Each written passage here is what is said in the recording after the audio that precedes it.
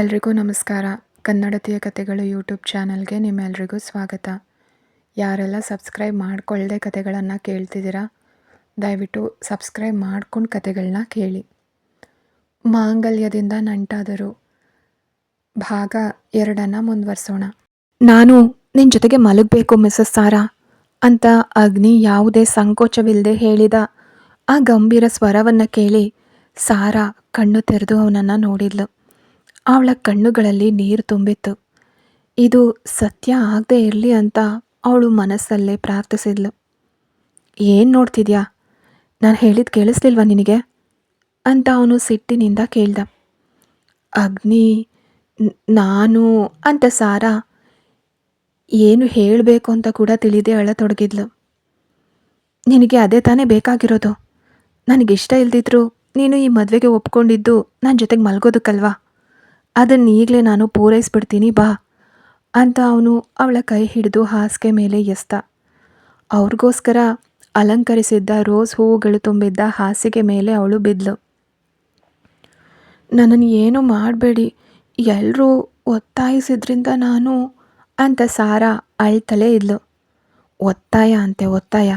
ನಿನಗೆ ಈ ಮದುವೆ ಇಷ್ಟ ಇಲ್ಲ ಅಂತ ಹೇಳಿದರೆ ಇದು ನಡೀತಾ ಇರಲಿಲ್ಲ. ನೀನು ನಿನ್ನಿಂದಲೇ ಇದೆಲ್ಲ ನಡೆದಿದ್ದು ಅಂತ ಅವನು ಅವಳ ಕಡೆಗೆ ಬೆರಳು ತೋರಿಸಿ ಸಿಟ್ಟಿನಿಂದ ಕೂಗ್ದ. ಅವಳು ಕಣ್ಣೀರು ತುಂಬಿದ ಕಣ್ಣುಗಳಿಂದ ಅವನನ್ನು ದಯನೀಯವಾಗಿ ನೋಡಿದ್ಲು. ನೀನು ಯಾಕೆ ನನ್ನ ಅಪ್ಪ ಮತ್ತು ಅಮ್ಮನ ಬಳಿ ಹೋಗಿ ದೂರ ಹೇಳಿದೆ? ಇಲ್ಲಿಗೆ ಬಂದ ತಕ್ಷಣ ಅವರನ್ನು ನಿನ್ನ ಕಡೆಗೆ ಸೇರಿಸ್ಕೊಳ್ಳೋ ಪ್ಲ್ಯಾನ್ನಿಂದ ಅಂತ ಅಗ್ನಿ ಕೋಪದಿಂದ ಅವಳ ತಲೆಯ ಹಿಂಭಾಗವನ್ನು ಹಿಡಿದು ತನ್ನ ಹತ್ತಿರಕ್ಕೆ ಎಳೆದು ಕೇಳ್ದ. ಅವನ ಸಿಟ್ಟಿನಿಂದ ಕೆಂಪಾದ ಮುಖವನ್ನು ಕಂಡು ಸಾರಾಗೆ ಭಯ ಆಯಿತು. ಅವಳು ಕಣ್ಣುಗಳನ್ನು ಬಿಗಿಯಾಗಿ ಮುಚ್ಕೊಂಡ್ಳು. ಅವನ ಉಸಿರಾಟ ತನ್ನ ಮುಖಕ್ಕೆ ತಗುಲುವುದನ್ನು ಅವಳು ಫೀಲ್ ಮಾಡ್ತಿದ್ಲು. ಅವನು ಕೋಪದಿಂದ, ಕಣ್ ತೆಗಿ, ನಾನು ಬಟ್ಟೆ ಇಲ್ಲದೆ ನಿಂತಿದ್ದೀನ ಇಲ್ಲಿ ಅಂತ ಸಿಟ್ಟಿನಿಂದ ಹೇಳಿದಾಗ ಸಾರಾ ಬೆಚ್ಚಿ ಬಿದ್ದು ಕಣ್ಣು ತೆರೆದು ಅವನನ್ನು ನೋಡಿದ್ಲು. ಹೇಳು, ನೀನೇನಾದರೂ ಅವರಿಬ್ಬರ ಬಳಿ ಕಂಪ್ಲೇಂಟ್ಸ್ ಹೇಳಿದ್ಯಾ ನನ್ನ ಬಗ್ಗೆ ಅಂತ ಕೇಳ್ದ ಅಗ್ನಿ. ನಾನು ಏನೂ ಹೇಳಿಲ್ಲ ಅಂದ್ಲು ಸಾರಾ. ಹೇಳಿಲ್ವಾ? ನಾನು ನಿನ್ನನ್ನು ನೋಡೋದಿಲ್ಲ, ನಿನ್ನ ಜೊತೆಗೆ ಮಾತಾಡೋದಿಲ್ಲ, ನಿನ್ನನ್ನು ಪ್ರೀತಿಸೋದಿಲ್ಲ ಅಂತ ನೀನು ಅವರಿಗೆ ಹೇಳಿಲ್ವಾ ಅಂತ ಕೇಳ್ದ ಅಗ್ನಿ.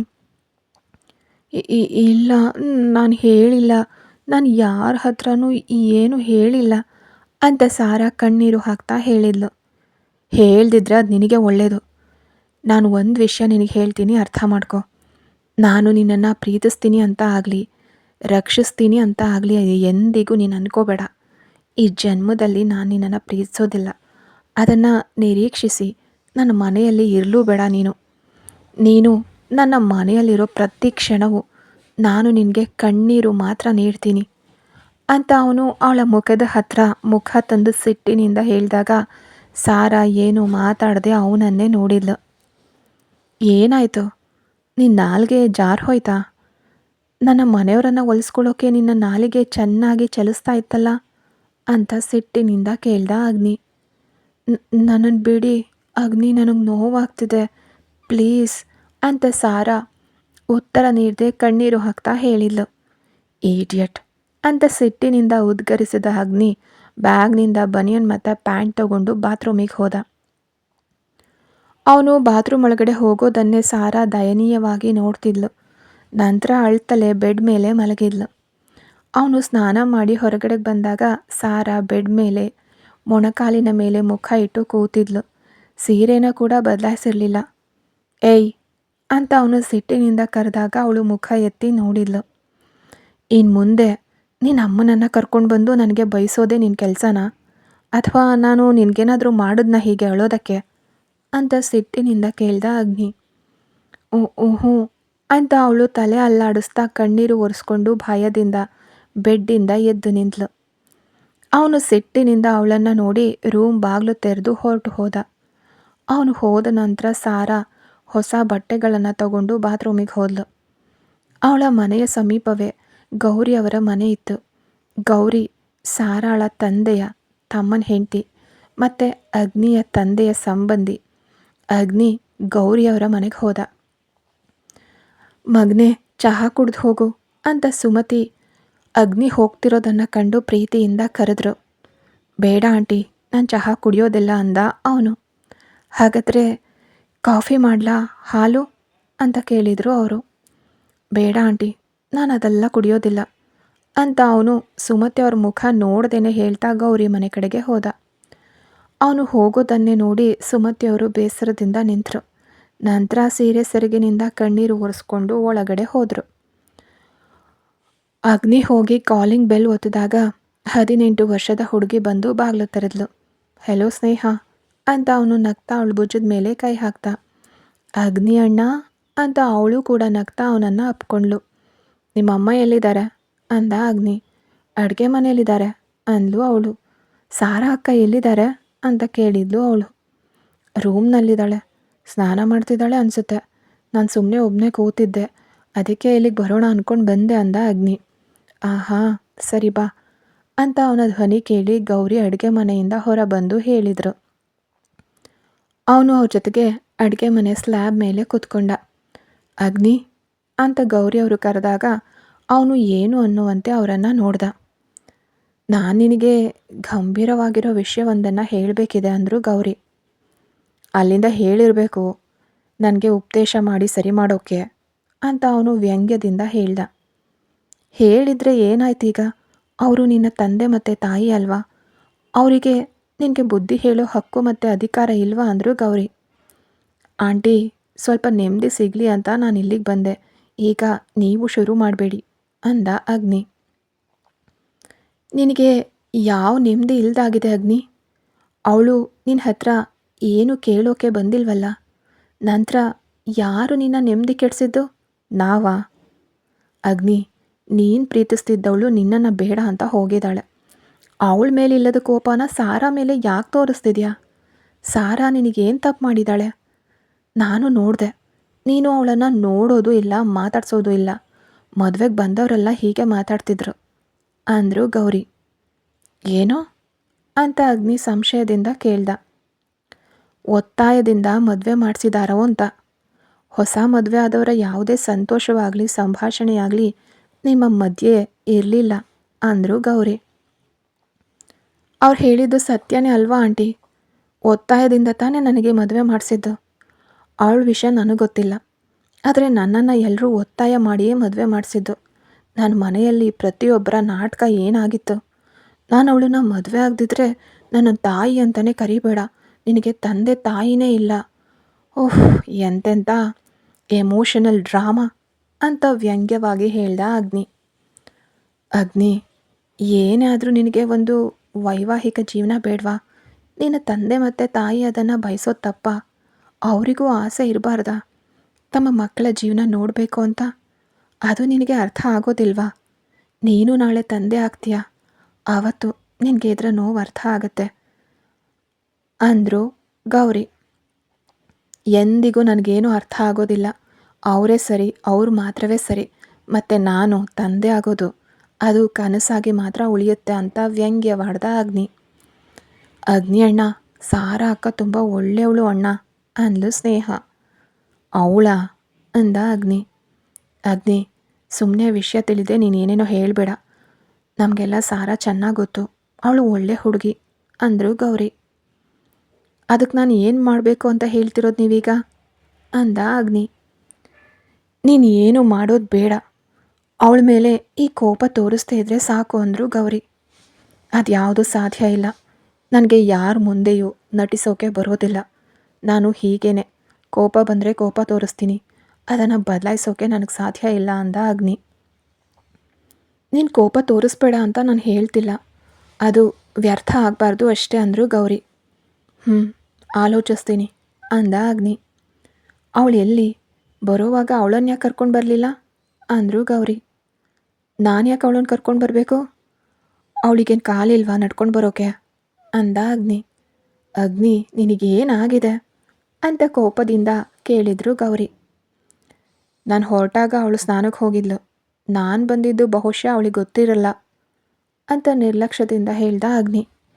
ಹಾಗಾದರೆ ಹಾಗೆ ಹೇಳು, ಯಾವುದೋ ವಿಷಯಕ್ಕೆ ಜಗಳ ಆಡೋಕ್ಕೆ ನಿಲ್ಬೇಡ ಅಂತ ಅವರು ಸಿಟ್ಟಿನಿಂದ ಹೇಳಿದಾಗ ಅವನೇನೂ ಮಾತಾಡಲಿಲ್ಲ. ಇತ್ತ ಸಾರಾ ಸ್ನಾನ ಮಾಡಿ ಲೆಗ್ಗಿಂಗ್ಸ್ ಮತ್ತು ಟಾಪ್ ಹಾಕ್ಕೊಂಡು ಹೊರಗಡೆಗೆ ಬಂದಳು. ಅವಳ ಕಣ್ಣುಗಳು ಕೆಂಪುಗಾಗಿದ್ವು. ಅವಳು ಕಣ್ಣುಗಳನ್ನು ಮತ್ತೊಮ್ಮೆ ನೀರಿನಿಂದ ತೊಳ್ಕೊಂಡ್ಳು. ಮನಸ್ಸನ್ನು ಶಾಂತಗೊಳಿಸ್ಕೊಂಡು ಕೆಳಗಡೆ ನಡೆದಳು. ಅವಳು ಹೋದಾಗ ಸುಮತಿ ಅಡುಗೆ ಮನೆಯಲ್ಲಿ ಏನೋ ಮಾಡ್ತಿದ್ರು. ಸಾರಾ ಮಗಳೇ ಬಂದ್ಯಾ? ಅಗ್ನಿ ಅತ್ತ ಕಡೆ ಹೋಗಿದ್ದಾನೆ, ಚಹಾ ಕಾಫಿ ಯಾವುದು ಬೇಡ ಅಂತ ಹೇಳ್ದ ಅಂತ ಸುಮತಿ ಹೇಳಿದಾಗ ಸಾರಾಗೆ ತನ್ನ ದುಃಖನ ತಡ್ಕೊಳ್ಳೋಕೆ ಸಾಧ್ಯ ಆಗಲಿಲ್ಲ. ಅವಳು ಜೋರಾಗಿ ಅಳ್ತಾ ಸುಮತಿಯವರ ಎದೆಗೆ ತಲೆ ಇಟ್ಕೊಂಡ್ಳು. ಅವಳ ಕಣ್ಣೀರು ಅವರ ಬಟ್ಟೆಯನ್ನು ಸಂಪೂರ್ಣವಾಗಿ ನೆನೆಸಿತ್ತು.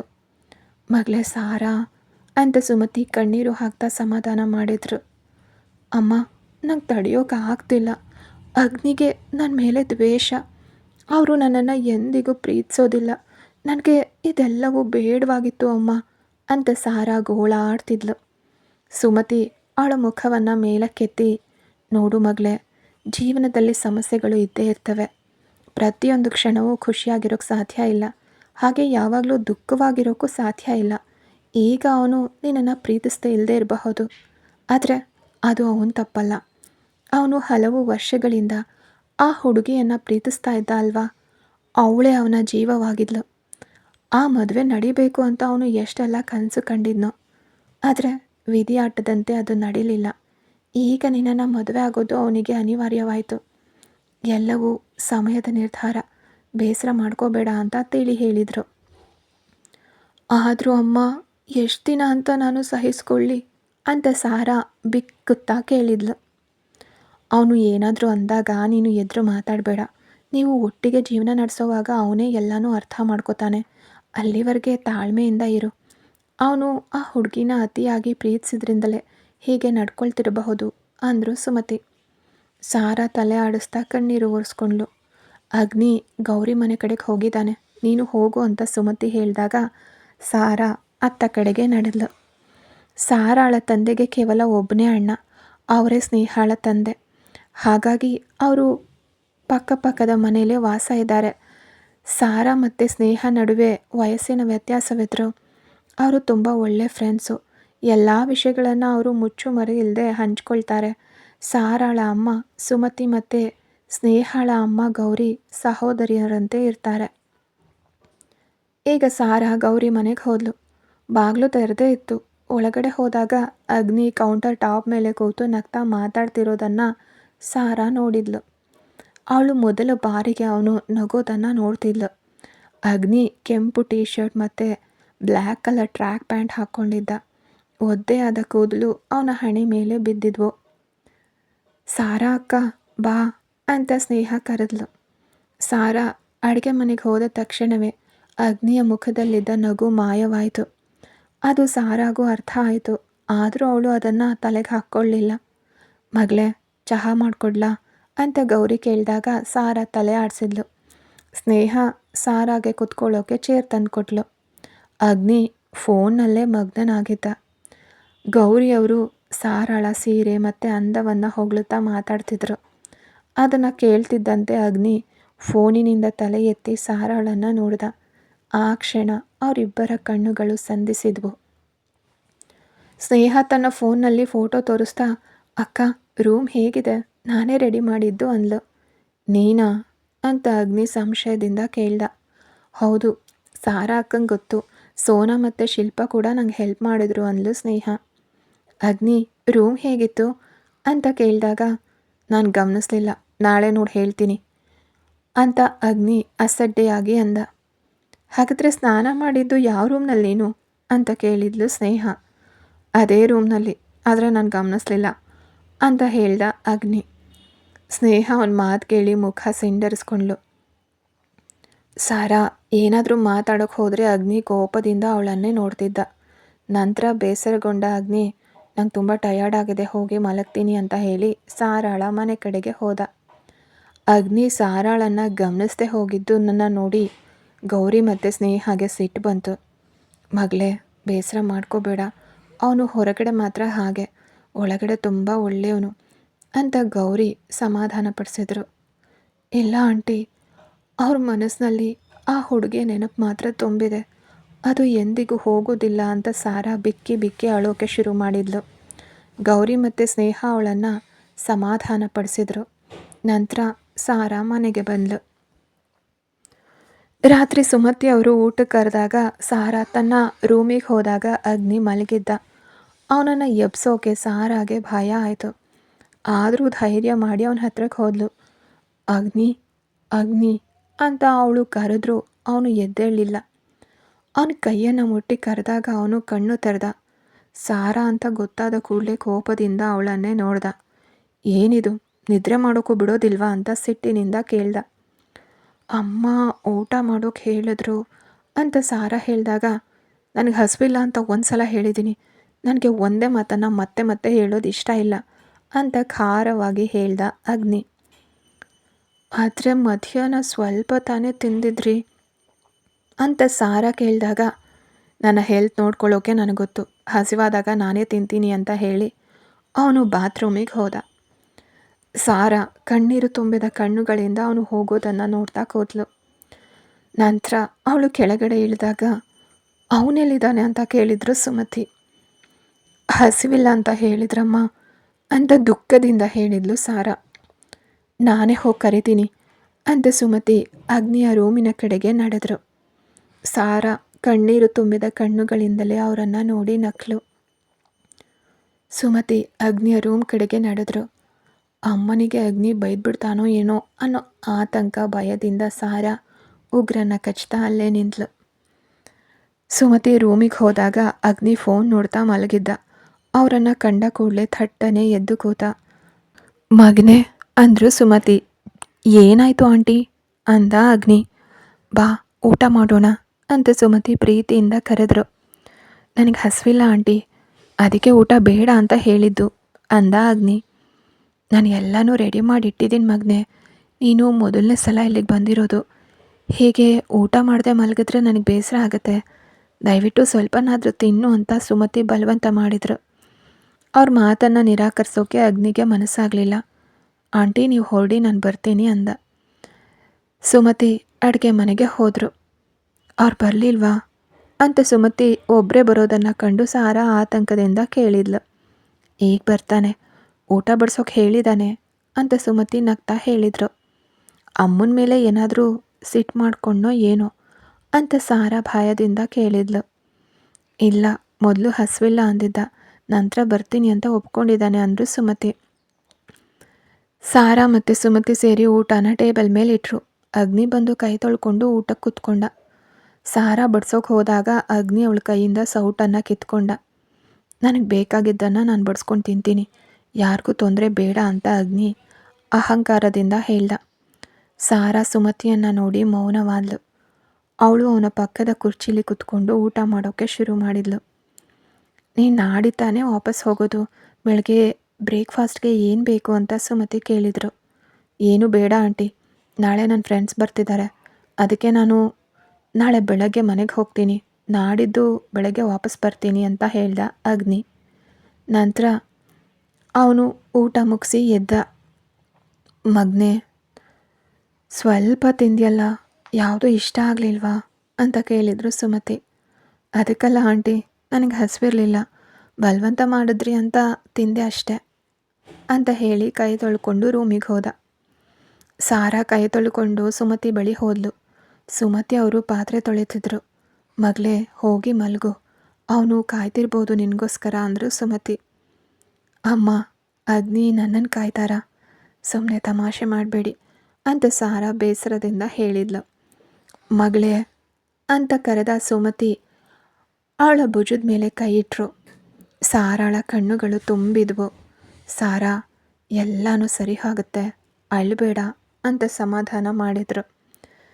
ನಾನು ಇಂತಹ ಜೀವನವನ್ನೇ ಬಯಸಲಿಲ್ಲ ಅಮ್ಮ, ನನ್ನ ಆಸೆಗಳಿಗೆ ತದ್ವಿರುದ್ಧವಾಗಿ ನಡೀತಿದೆ ಎಲ್ಲ. ನಾವು ಅಂದ್ಕೊಂಡಂತೆ ನಡೆದ್ರೆ ಅದು ಜೀವನನೇ ಅಲ್ವಲ್ಲ ಅಂತ ಸಾರಾ ಹೇಳಿದಾಗ ಸುಮತಿಗೂ ದುಃಖ ಆಯಿತು. ಸಾರಾ ರೂಮಿಗೆ ಹೋದಾಗ ಅಗ್ನಿ ಫೋನ್ ನೋಡ್ತಾ ಮಲಗಿದ್ದ. ಅವಳು ಬಾತ್ರೂಮಿಗೆ ಹೋಗಿ ಮುಖ ತೊಳ್ಕೊಂಡು ಬಂದಳು. ಆಗ ಸಾರಾಳ ಫೋನ್ ರಿಂಗ್ ಆಯಿತು. ಟೈಮ್ 10:30 ಆಗಿತ್ತು. ಅವಳು ಫೋನ್ ಹಿಡ್ಕೊಂಡು ರೂಮ್ನ ಹೊರಗಡೆ ಹೋದ್ಲು. ಹೆಲೋ ಅಚ್ಚು ಅಂತ ಸಾರಾ ನಗ್ತಾ ಕರೆದ್ಲು. ಮ್ಯಾರೇಜ್ ಹೇಗಿತ್ತು ಅಂತ ಕೇಳಿದ್ಲು ಅಚ್ಚು. ಅದ್ರ ಬಗ್ಗೆ ಕೇಳಬೇಡ ಅಚ್ಚು. ಈ ಮದುವೆ ಹೇಗೆ ನಡೀತು ಅಂತ ನಿನಗೆ ಗೊತ್ತಲ್ವಾ? ಅಗ್ನಿಗೆ ನನ್ನ ಮೇಲೆ ತುಂಬಾ ಕೋಪ ಇದೆ. ನಾನು ಅಂದ್ಕೊಂಡ ಜೀವನ ಇದಲ್ಲ ಅಂತ ಸಾರಾ ಅಳ್ತಾ ಎಲ್ಲನೂ ಹೇಳಿದ್ಲು. ಅವರಿಬ್ಬರು ಸಾಕಷ್ಟು ಸಮಯ ಮಾತಾಡಿದ್ರು. ಅಚ್ಚು ಅವಳಿಗೆ ಧೈರ್ಯ ಹೇಳಿದ್ಲು. ಅಚ್ಚು ಸಾರಾಳ ಬೆಸ್ಟ್ ಫ್ರೆಂಡ್. ಅವಳೀಗ ಗಲ್ಫ್ನಲ್ಲಿದ್ದಾಳೆ. ಅಚ್ಚುವಿನ ಅಣ್ಣ ನಂದನ್ಗೆ ಸಾರಾ ಅಂದರೆ ಮೊದಲಿನಿಂದಲೂ ತುಂಬ ಇಷ್ಟ ಇತ್ತು. ಆದರೆ ಸಾರಾಗೆ ನಂದನ್ ಅಂದರೆ ಇಷ್ಟ ಇರಲಿಲ್ಲ. ಈಗ ಸಾರಾಗೆ ಮದುವೆ ಆಗಿರೋ ವಿಷಯ ತಿಳಿದು ನಂದನ್ಗೂ ಬೇಸರ ಆಗಿದೆ ಅಂತ ಅಚ್ಚು ತಿಳಿಸಿದ್ಲು. ನಂತರ ಫೋನ್ ಕಟ್ ಮಾಡಿ ಸಾರಾ ರೂಮಿಗೆ ಬಂದಾಗ ರೂಮ್ನಲ್ಲಿ ಅಗ್ನಿ ಇರಲಿಲ್ಲ. ಅವಳು ಹೊರಗಡೆಗೆ ಬಂದು ನೋಡಿದಾಗ ಅಗ್ನಿ ಬಾಲ್ಕನಿಯಲ್ಲಿ ನಿಂತು ಸಿಗರೇಟ್ ಸೇದ್ತಿದ್ದ. ಸಾರಾಗೆ ಸಿಗರೇಟ್ ವಾಸನೆ ಅಂದರೆ ಇಷ್ಟ ಇರಲಿಲ್ಲ.